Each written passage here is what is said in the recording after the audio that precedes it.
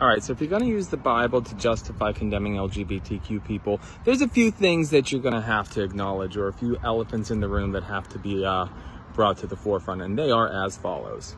Very little in the Bible is factual or historical.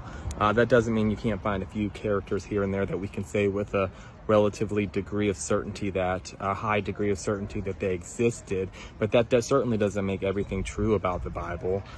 Presently, the mainstream consensus among scholars, for example, are that in the Hebrew Bible or Old Testament, Abraham, Isaac, Jacob, all made up.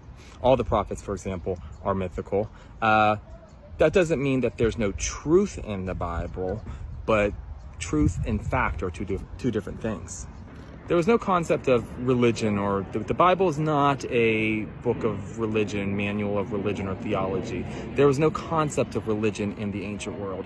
Religion, as we look back on our notion of religion, when we look back at this time, was simply ways of being. The most you can find is maybe the Apostle Paul in 1 Corinthians said to Corinth, just know that Jesus died for your sins. You can't possibly know. So there's nothing in the Bible that corresponds with our prevailing notion of what we know as religion. We don't know who wrote most of the Bible.